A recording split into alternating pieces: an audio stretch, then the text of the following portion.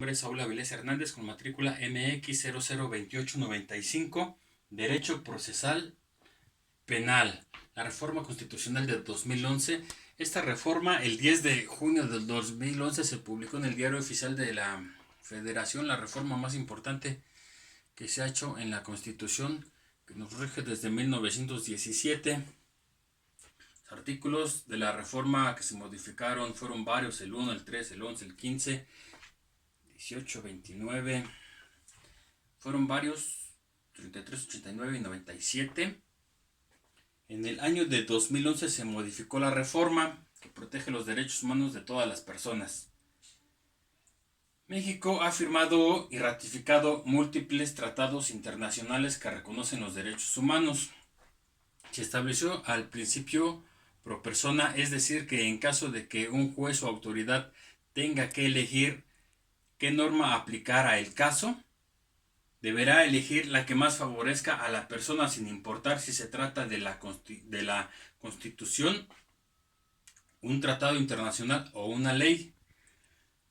La reforma constitucional del 2011 reconoce la universalidad, interdependencia, invisibilidad y progresividad de los derechos humanos.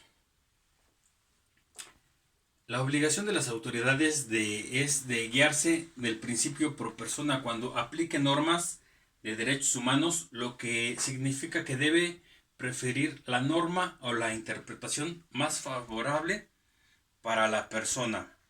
¿Qué modificaciones importantes trajo?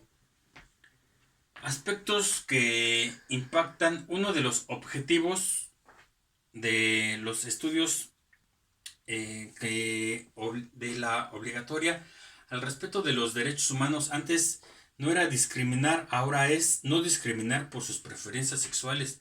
También en el ámbito de las cárceles es respetar sus derechos humanos.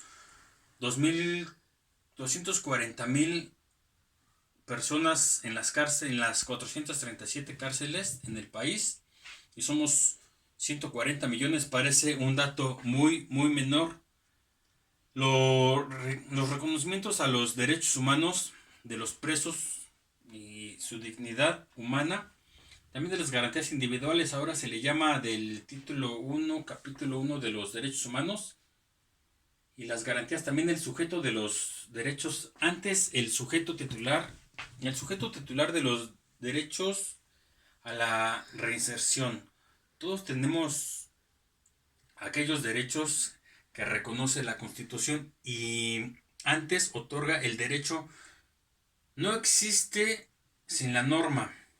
La Constitución reconoce de los derechos existentes. Si la norma otorga derechos, no existen derechos fuera de la norma. Si los reconoce, pueden ver derechos que aún no reconozca por vía implícita o desprenderse por otra vía, en la vía hermenéutica.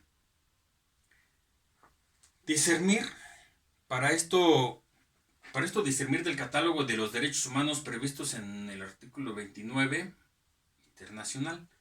Toda persona tiene los derechos que reconoce esta Constitución y los tratados internacionales, que hoy en México los tratados internacionales en materia de derechos humanos son Constitución y pueden valer un poco más que la Constitución. La jurisprudencia de la Corte Interamericana de Derechos Humanos, en mi criterio, es completamente obligatoria. Buen día.